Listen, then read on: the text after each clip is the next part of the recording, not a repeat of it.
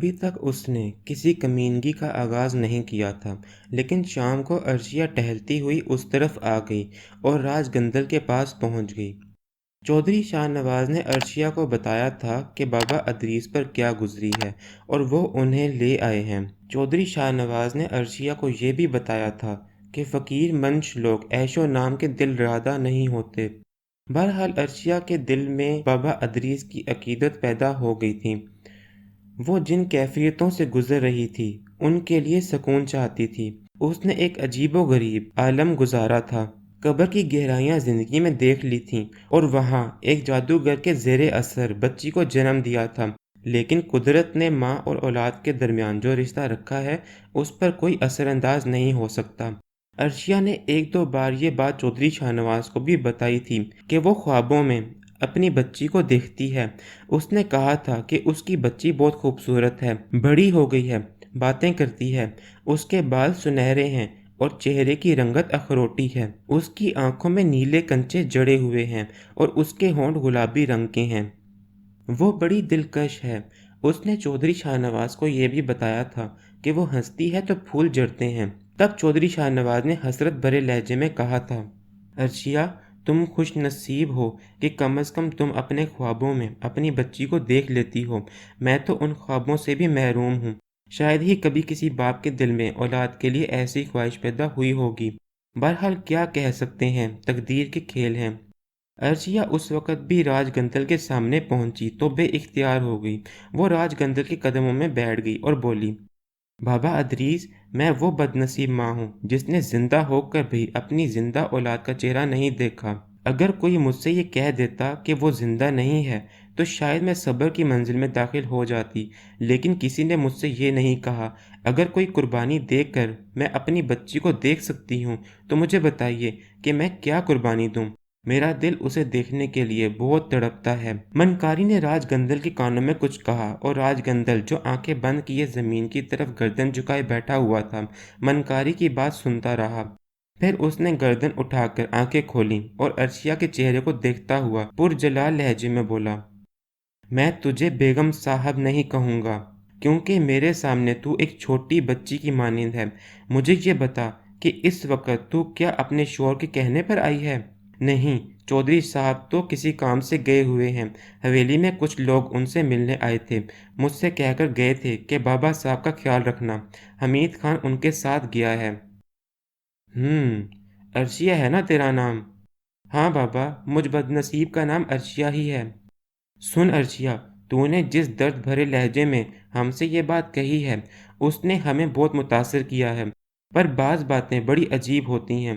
چودھری شاہ نواز تیرا خاوند ہے اور تیرے دین دھرم میں خاوند کو بہت بڑا درجہ حاصل ہے۔ ہاں، وہ مجاسی خدا کہلاتا ہے، عرشیہ نے کہا۔ راج گندل تڑپ کر اکڑ گیا، اس کے بدن پر ایک کوڑا پڑا تھا، تاہم اس نے برداشت کرتے ہوئے کہا، پر رشتے بہت عجیب ہوتے ہیں، کبھی کبھی ان رشتوں کو بنائے رکھنے کے لیے تھوڑی سی ایسی باتیں بھی کرنا پڑتی ہیں جو دل کے خلاف ہوں۔ میں سمجھی نہیں بابا۔ اگر میں تجھ سے کہوں کہ اپنے خاوند کے بتائے بغیر تو میرے پاس آ اور جو کچھ میں کہوں وہ کر تو کیا ایسا کر سکتی ہے؟ مگر کیوں؟ اپنی اولاد کے حصول کے لیے۔ ہاں، کوشش کی جا سکتی ہے۔ میں آپ کے پاؤں پکڑتی ہوں بابا، مجھے میری بچی سے ملا دیجیے۔ کہا نا تجھ سے ایسا ہو سکتا ہے، مگر تجھے اپنے دل کے خلاف کچھ کام کرنا ہوں گے۔ میں کروں گی بابا، آپ جو حکم دیں گے میں سب کچھ کروں گی۔ اس وقت تو کھلم کھلا ہمارے پاس آئی ہے، پر آج رات 12 بجے تو ہمارے پاس دوبارہ آ جانا، لیکن چودھری کو بتائے بغیر، اور بعد میں بھی تو اسے کچھ نہیں بتائے گی۔ بابا، چودھری شاہ نواز نے آپ کی بزرگی کے اتنے قصے سنائے ہیں مجھے کہ آپ کے نام سے کسی برائی کا تو میں سوچ بھی نہیں سکتی۔ میں آ جاؤں گی بابا، میں آپ سے وعدہ کرتی ہوں کہ آ جاؤں گی۔ ٹھیک ہے، ہم سے جو کچھ بن سکتا ہے تیرے لیے کریں گے۔ اتفاق سے چودھری شاہ نواز اس رات لکڑ مڑ حویلی میں موجود نہیں تھا۔ زمینداری کے کچھ قصے تھے جو اسے نپٹانے تھے، وہ اس سلسلے میں مصروف تھا۔ ٹھیک 12 بجے عرشیہ درخت کے نیچے پہنچ گئی۔ راج گندل اس کا انتظار کر رہا تھا۔ عرشیہ اس کے سامنے دوزہ نو بیٹھ گئی۔ میں آ گئی ہوں بابا۔ تو اپنی بچی سے ملنا چاہتی ہے نا؟ ہاں بابا، وہ میرے خوابوں میں آتی ہے، میں تجھے اس سے ملا دوں گا۔ عرشیہ رونے لگی۔ اس نے روتے ہوئے کہا، بابا زبان سے یہی کہہ سکتی ہوں کہ آپ کا یہ احسان میں کبھی نہیں بھولوں گی۔ راج گندل نے کہا۔ پھر اس نے اپنے لباس سے ایک گلاس نکالا اور اس میں پانی ڈالا۔ عرشیہ دیکھ نہیں سکی تھی کہ اس نے پانی کے اس گلاس میں تھوک دیا ہے۔ گلاس لے کر عرشیہ کے سامنے آ گیا اور بولا، لے اسے عقیدت سے پی جا۔ پہلے بھی ایک بار ہم نے تیرے لیے پانی بھیجا تھا، پر تو نے پتہ نہیں وہ پانی پیا یا نہیں پیا۔ بابا صاحب، بڑی عجیب بات ہوئی تھی۔ میں نے گلاس ہونٹوں سے لگایا ہی تھا اور بسم اللہ پڑھی تھی کہ گلاس ٹکڑے ٹکڑے ہو گیا۔ عرشیہ نے یہ الفاظ کہے اور راج گندل کے حلق سے ایک کربناک چیخ نکل گئی۔ اب جو پانی ہم تجھے دے رہے ہیں اسے پیتے ہوئے کوئی چیز نہ پڑھنا، بلکہ اپنے منہ سے کہنا کہ میری بیٹی مجھے مل جا، سمجھی؟ اب کوئی اور نام نہ لینا تو۔ جی بابا۔ عرشیہ نے دونوں ہاتھوں سے گلاس پکڑا اور اسے منہ سے لگا کر گھٹا گھٹ پی گئی۔ راج گندل سہمی ہوئی سی نگاہوں سے اسے دیکھ رہا تھا۔ اسے خوف تھا کہ عرشیہ پھر کوئی متبرک نام نہ لے لے۔ لیکن گلاس کا پانی اس کے معدے میں اتر گیا تو راج گندل کے ہونٹوں پر مسکراہٹ پھیل گئی۔ سمجھ لے، بس اب تیرا کام بن گیا۔ عرشیہ نے اپنے منہ سے کہنا چاہا کہ اللہ آپ کی زبان مبارک کرے، لیکن نہ جانے کیوں اس کے منہ سے اللہ کا نام نہیں نکلا تھا اور اس نے اس پر غور نہیں کیا۔ راج گندل بہت دیر تک اس سے باتیں کرتا رہا اور اسے تسلیاں دیتا رہا۔ عرشیہ کی طبیعت اندر سے کچھ متلا سی رہی تھی۔ اس نے کہا، اب میں جانا چاہتی ہوں بابا۔ جا، آرام سے جا کر سو جا۔ آج رات تو اپنی بچی کو بہت قریب سے دیکھے گی۔ اس سے پہلے تو اسے خوابوں میں دیکھتی رہی ہے، مگر تو نے اس کی شکل صحیح طور پر نہیں دیکھی ہوگی اور نہ ہی تو نے اس کی آواز سنی ہوگی، لیکن آج تجھے وہ آواز بھی دے گی اور تیرے قریب بھی آئے گی۔ عرشیہ خوشی سے کانپنے لگی تھی۔ بہرحال اس کے بعد وہ واپس چلی گئی اور راج گندل اسے جاتے ہوئے دیکھتا رہا۔ وہ چلی گئی تو اس نے آواز دی، منکاری مہاراج؟ سمجھ رہا ہوں، چنتا مت کر، تو نے اس سے جو کچھ کہا ہے وہ ہو جائے گا، تو بالکل چنتا مت کر۔ جے منکاری مہاراج، راج گندل نے عقیدت سے کہا۔ عرشیہ خواب دیکھ رہی تھی۔ ایک خوبصورت عمارت تھی جس کے عقبی حصے میں ایک بے حد خوبصورت باغ لگا ہوا تھا۔ اس باغ میں سنگ مرمر کا ایک حوض تھا۔ حوض کے کنارے سنگ مرمر کا ہی ایک سنگھاسن بنا ہوا تھا اور اس سنگھاسن پر ایک حسین مورت استدا تھی۔ یہ ایک خوبصورت بچی تھی جس کے نقوش عرشیہ سے ملتے جلتے تھے۔ وہ سنگھاسن پر بیٹھی محبت بھری نگاہوں سے سامنے دیکھ رہی تھی، جہاں سے عرشیہ اس کی جانب بڑھ رہی تھی۔ عرشیہ کے سینے میں جذبات کا طوفان امڈ رہا تھا۔ حسین وجود اس کے بدن کا حصہ تھا، اس کے جگر کا ٹکڑا۔ محبتیں پھوٹ رہی تھیں۔ عرشیہ کا دل چاہتا تھا کہ دوڑ کر اس حسین وجود سے لپٹ جائے۔ جوں جوں وہ قدم آگے بڑھاتی جا رہی تھی، اس کے دل کی کیفیت عجیب سی ہوتی جا رہی تھی۔ پھر دفتن ہی وہ خوبصورت بچی اپنی جگہ سے اٹھی اور اس نے اپنے ننھے ننھے سفید ہاتھ پھیلائے اور اس کے منہ سے ایک آواز نکلی، ماما، ماما۔ اس کے ساتھ ہی وہ کئی قدم آگے بڑھی اور عرشیہ بے اختیار ہو کر اس کی طرف لپکی۔ اس نے آگے بڑھ کر اس حسین وجود کو اپنے بازوؤں میں بھرنا چاہا، لیکن اس کے دونوں ہاتھ خلا میں لہرا کر رہ گئے۔ تبھی اس کے حلق سے ایک دل خراش چیخ نکلی، میری بچی، میری بچی، اوہ میری بچی۔ بستر پر نزدیک لیٹا ہوا چودھری شاہ نواز بری طرح اچھل پڑا۔ عرشیہ پر ایک جنون سا طاری تھا۔ وہ بستر سے اتر کر ادھر ادھر لپک رہی تھی۔ اس کی آنکھیں بند تھیں اور اس کے منہ سے دل خراش چیخیں نکل رہی تھیں۔ آجا، میرے سینے سے لگ جا میری بچی، میں تجھے کوئی نام بھی نہیں دے سکی، کہاں گئی؟ آجا۔ عرشیہ، ہوش میں آؤ، ہوش میں آؤ، چودھری شاہ نواز نے عرشیہ کو جھنجھوڑتے ہوئے کہا۔ عرشیہ کی آنکھیں کھل گئیں۔ کہاں گئی وہ؟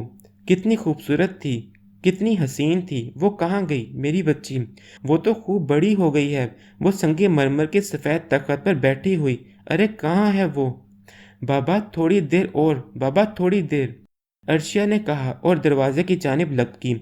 چودھری نے اسے مضبوطی سے پکڑ لیا۔ کچھ ہی لمحوں کے بعد عرشیہ اس کے بازوؤں میں جھول گئی تھی اور پھر وہ بے ہوش ہو گئی۔ چودھری نے اسے اٹھا کر اپنے بستر پر لٹایا۔ وہ سخت پریشان تھا۔ عرشیا کی یہ کیفیت اس سے پہلے کبھی نہیں ہوئی تھی۔ ادھر حمید خان جو زیادہ دور نہیں ہوتا تھا، چیخوں کی آوازیں سن کر دروازے پر آ گیا اور اس نے دروازہ بجایا۔ چودھری صاحب، سر جی خیریت؟ خیریت تو ہے۔ چودھری نے آگے بڑھ کر دروازہ کھول دیا تھا۔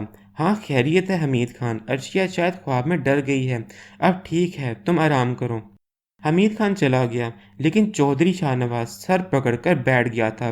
بہرحال عرشیا نے کئی بار اس سے کہا تھا کہ وہ خواب میں اپنی بچی کو دیکھتی ہے، لیکن وہ اس سے مخاطب نہیں ہوتی۔ چودھری خود بھی غمگین ہو جاتا تھا، لیکن ظاہر ہے کچھ کرنا دونوں ہی کے بس سے باہر تھا۔ اس وقت عرشیا کی جو کیفیت ہوئی تھی وہ ذرا مختلف تھی۔ عرشیا کو ہوش میں لانے کی کوشش بھی نہیں کی تھی، جاگنے کے بعد ہو سکتا ہے اس پر وہی خوف مسلط ہو جائے۔ لیکن دوسری صبح عرشیا بہت نڈال تھی۔ چودھری شاہ نواز نے اس کے بالوں میں انگلیاں پھیرتے ہوئے کہا، رات کو تمہاری کیفیت بہت خراب ہو گئی تھی عرشیا، خیریت تو تھی؟ کوئی خواب دیکھا تھا؟ عرشیا نے نگاہیں اٹھا کر شاہ نواز کو دیکھا اور بولی، میں نے اسے دیکھا تھا شاہ نواز، وہ بہت خوبصورت تھی، وہ مجھے ماما ماما کہہ رہی تھی۔ چودھری شاہ نواز، مجھے میری بچی لا دو، مجھے میری بچی لا دو۔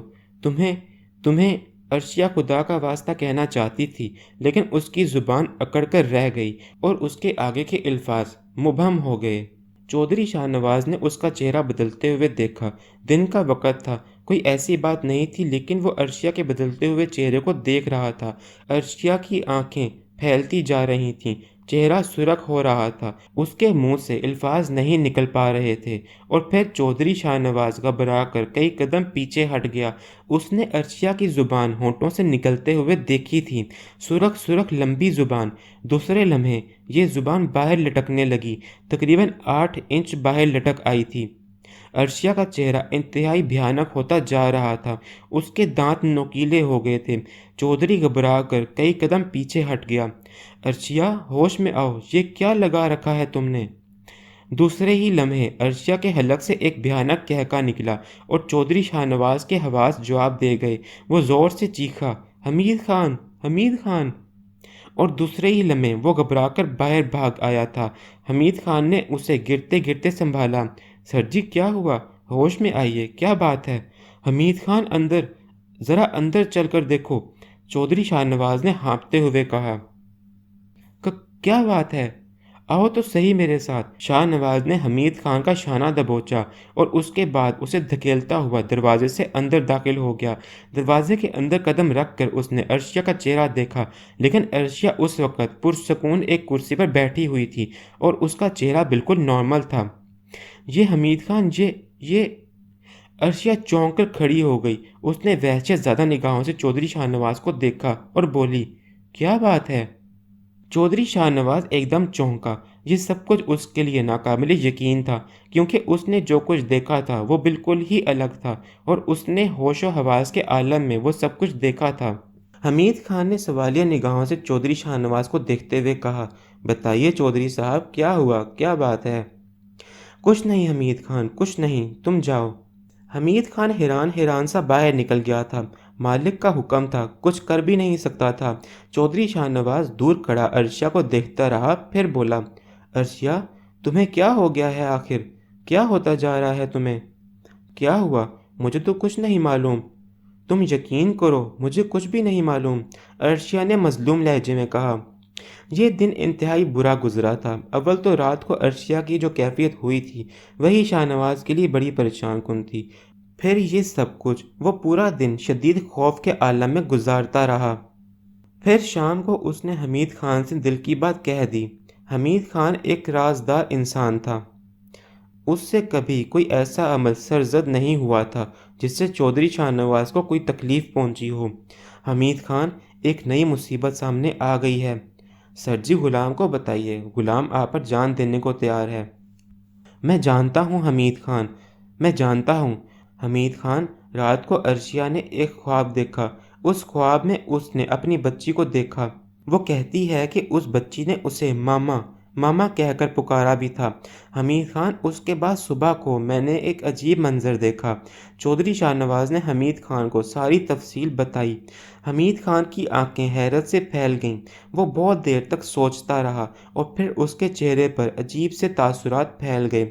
سر جی، ایک بات کہوں، اگر برا نہ مانے تو؟ اس نے کپ کپاتی آواز میں کہا۔ ہاں حمید خان، کہو، کیا بات ہے؟ سر جی، کچھ گڑبڑ لگ رہی ہے مجھے۔ میں ابھی کچھ نہیں کہوں گا، چھوٹا منہ بڑی بات ہو جائے گی، پر سر جی، کبھی کبھی ایسا ہوتا ہے کہ کوئی وفادار غلام بھی بڑے کام کا نکل آتا ہے۔ کھل کر کہو حمید خان، اس وقت میری عقل میرا ساتھ نہیں دے رہی، جو کچھ کہنا ہے کھل کر کہو۔ سر جی، کہوں گا نہیں، کچھ کرنا چاہتا ہوں۔ ہاں بولو۔ ابھی آتا ہوں، حمید خان نے کہا اور وہاں سے چلا گیا۔ بچپن میں کبھی اس کی ماں نے اسے ایک بہت ہی خوبصورت چاندی میں بنا ہوا تعویذ دیا تھا، جس کے بارے میں اس نے کہا تھا کہ اس میں پنج سورہ شریف ہے، جو اس کے نانا نے اس کی ماں کو دیا تھا۔ ماں نے وہ پنج سورہ، جو بہت ہی چھوٹا اور اس تعویذ کی شکل میں تھا، اپنے بیٹے کے گلے میں ڈال دیا تھا۔ وہ پنج سورہ حمید خان نے اپنی ماں کی نشانی سمجھ کر اسے بڑی احتیاط سے رکھا تھا۔ اس وقت اسے وہ پنج سورہ ہی یاد آیا تھا۔ وہ پنج سورہ لے کر چودھری شاہ نواز کے پاس پہنچ گیا۔ سر جی، اسے گردن میں ڈال لیجئے اور قمیض کے نیچے چھپا کر رکھیے۔ ٹھیک ہے، چودھری شاہ نواز نے کہا اور تعویذ گلے میں ڈال لیا۔ پھر وہ حمید خان کے ساتھ کسی کام سے باہر نکل گیا اور اس کی واپسی رات کو تقریباً 11:15 بجے ہوئی۔ عرشیہ اس وقت اپنے بیڈ روم میں سو رہی تھی۔ چودھری شاہ نواز اپنی خوابگاہ کی جانب بڑھا۔ حمید خان کے لیے اس نے اپنی خوابگاہ سے قریب ہی ایک کمرہ مخصوص کر دیا تھا، کیونکہ حمید خان اس کی ہر مشکل میں حاضر رہتا تھا، اس لیے وہ حمید خان کو زیادہ دور نہیں رکھنا چاہتا تھا۔ اچانک ہی اس نے خوابگاہ کا دروازہ کھلتے ہوئے دیکھا۔ وہ ایک دم سائیڈ میں ہو گیا تھا۔ باہر نکلنے والی عرشیہ ہی تھی۔ حمید خان بھی ابھی تک اپنے کمرے میں داخل نہیں ہوا تھا۔ عرشیہ کا باہر نکلنا کوئی اہم بات نہیں تھی، لیکن جس طرح وہ کھوئے کھوئے انداز میں باہر نکلی تھی، اس نے چودھری شاہ نواز کو چونکا دیا اور وہ اپنی جگہ دیوار سے چپک کر رہ گیا۔ حمید خان نے بھی یہی عمل کیا تھا، مگر عرشیہ ان دونوں سے بے نیاز چہرہ سیدھا کیے ہوئے آگے بڑھ گئی۔ چودھری شاہ نواز نے حمید خان کی طرف دیکھا اور حمید خان نے ہونٹوں پر انگلی رکھ کر اسے خاموش ہونے کا اشارہ کیا۔